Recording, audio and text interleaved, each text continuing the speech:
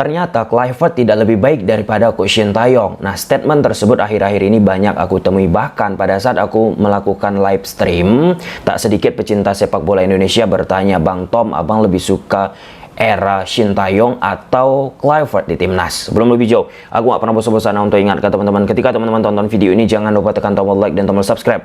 Karena aku mendapatkan data statistik banyak nonton kanal YouTube Tom Hidaski ternyata belum menekan tombol subscribe. Jadi aku harap kawan-kawan melakukannya. Di video ini kita lebih menekankan pembahasan ke sisi teknis kawan-kawan ya. Bukan kita bicara orientasi ke target.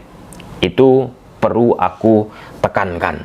Pada saat aku melakukan live stream, sebagian pecinta sepak bola bertanya, "Bang Tom, abang lebih proper timnas era Coach STY atau Kluivert?" Tentu aku tidak mau menjawab secara spesifik, karena pada dasarnya setiap pelatih mempunyai keunggulan masing-masing, mempunyai kelemahan masing-masing. Bahkan di posisi aku membuat pembahasan taktikal sehari-hari kawan-kawan, tak sedikit juga yang membanding-bandingkan. Lebih bagus Bang Tommy daripada ini, lebih bagus si A, si B, si C daripada Bang Tommy. Nah, itu kembali ke pandangan kita masing-masing. Ada kawan-kawan yang lebih suka si A, ada kawan-kawan lebih suka aku, ada kawan-kawan yang lebih suka si Z. Nah, artinya apa? Jika kita bicara membanding-bandingkan satu pihak dengan pihak lain, nggak bakalan habis-habisnya. Aku ingat banget awal STY datang ke timnas, itu dibanding-bandingkan STY dengan Luis Mia. Apa yang dibanding-bandingkan saat itu? Timnasnya Luis Mia lebih enak ditonton, 1-2 sentuhan.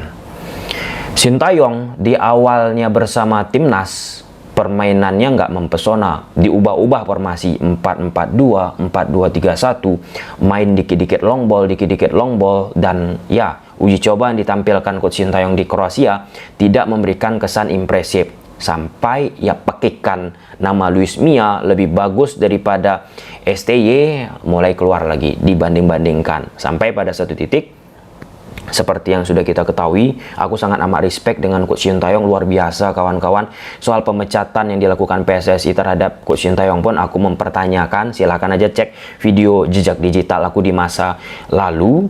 Ya, penampilan legacy yang diberikan oleh Coach Shin Tae-yong luar biasa. Dan BEM sekarang masuk Patrick Kluivert secara irisan. Kita nggak sekali lagi bahas orientasi terhadap prestasi ujungnya kawan-kawannya ataupun target ya, tetapi siklus yang dialami oleh hampir setiap pelatih timnas ada pasti ujung-ujungnya dibanding-bandingkan. Nah, Patrick Kluivert ini pun sekarang dibanding-bandingkan. STY lebih baik. Dan salah satu elemen yang sangat amat krusial pada saat Kluivert dibantai 6-0. Nah, di media sosial diangkat lagi perjalanan Coach Shin Tae-yong di timnas saat menghadapi Jepang di Piala Asia ataupun saat di GBK. Timnas menampilkan permainan yang berani juga meladeni timnas Jepang. Timnas Jepang pada saat itu memainkan pemain-pemain level utama, sedangkan Kluivert saat menghadapi Jepang B bahkan nggak bisa menciptakan on target. Nah, kalau kita bahas itu banding-bandingannya nggak selesai-selesai juga, ya kan? Nah, dalam konteks sekarang ya support aja bagaimana ujungnya nanti Kluivert ini, apakah ia bisa menunaikan target yang misalnya dicanangkan oleh PSSI seperti apa. Sebagai pecinta sepak bola Indonesia, jujur, aku ingin timnas Indonesia menang terus, misalnya kayak gitu. Atau secara umum lah, kita pasti ingin timnas Indonesia menang terus. Tapi kita pun melihat realita, situasi yang ada di atas lapangan, situasi ekosistem sepak bola secara dunia. Di atas timnas Indonesia tentu ada lebih bagus timnas lagi untuk di posisi sekarang. Sampai-sampai aku ingat sekali saat timnas era Coach Sintayong menghadapi Argentina. Karena ekspektasi tadi udah besar, penampilan timnas bersama Coach Sintayong luar biasa kawan-kawan. Tak sedikit aku baca di media sosial, harapan sebagian pecinta sepak bola Indonesia menang menghadapi Argentina. Bayangkan itu, menang menghadapi Argentina. Aku nggak mengatakan itu salah, minimal setidaknya imbang lah. Nah, pada saat timnas Indonesia selesai menghadapi Argentina, kalah kan? Tak sedikit juga ada yang membahas permainan dari Sintayong. Kok bertahan melulu? Kenapa dengan pemain-pemain timnas itu kita nggak bermain proaktif? Kenapa nggak main bagus? Nggak selesai-selesai. Sekarang pun aku melihat ya, untuk posisi Kluivert, ya ini serba susah sih dia.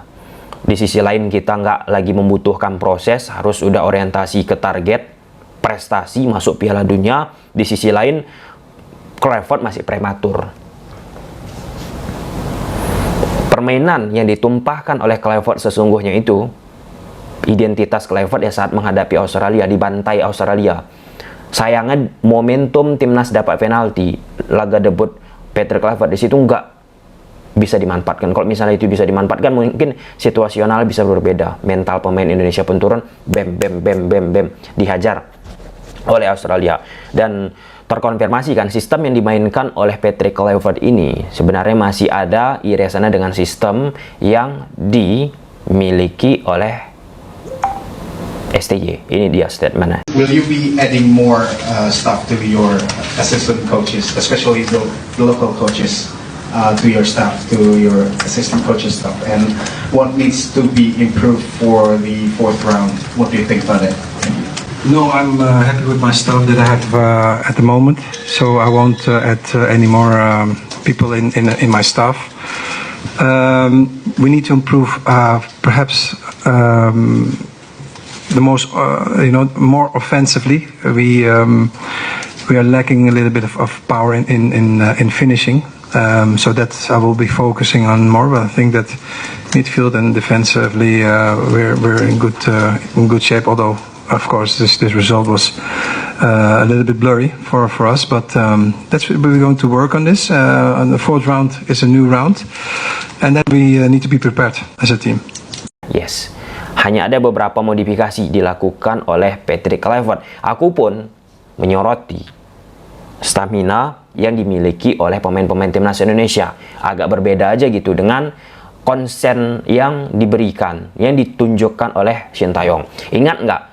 Kerap itu muncul ketika pemain dipanggil oleh STY ke timnas, STY langsung menyoroti, ini fisik pemain timnas mengalami penurunan, harus digembleng, bla bla bla bla. Tapi sejak era Sintayong, era Patrick Kluivert ini, nggak sering kita dengarkan perihal pembahasan fisik di media sosial, seperti aman-aman aja gitu.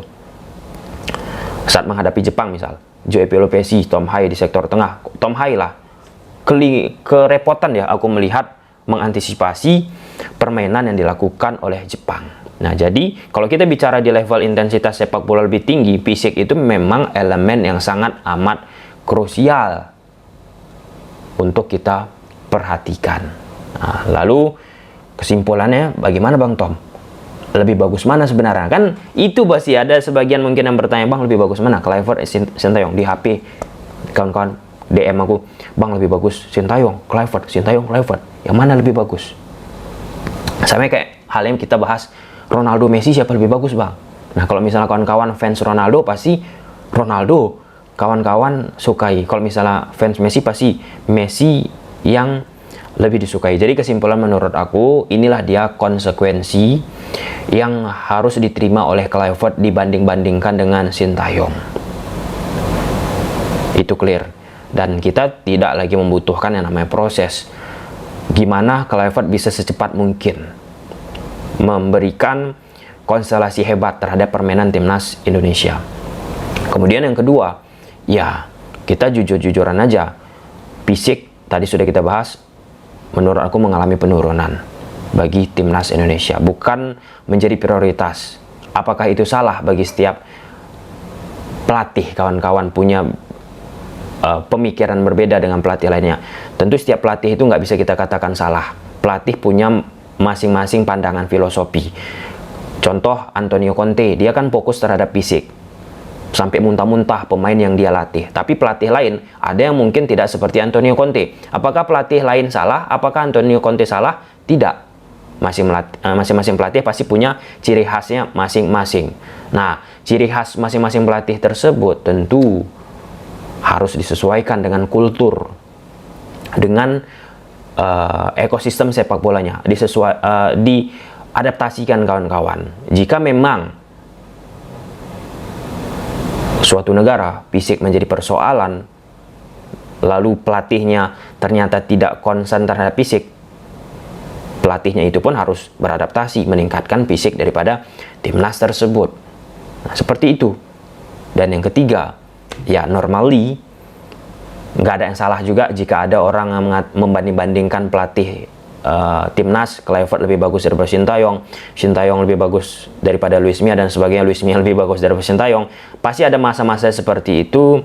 Ya, kita pun bisa belajar dari posisi Sintayong. Awal-awal itu Sintayong dihujat habis-habisan, direndang, dibanding-bandingkan dengan Luis Mia lebih baik. Tapi Sintayong percaya proses. Kita kasih waktu banyak terhadap Sintayong sampai Sintayong menemukan titik. Nah, sedangkan Kluivert kita kan nggak kita kasih nih proses.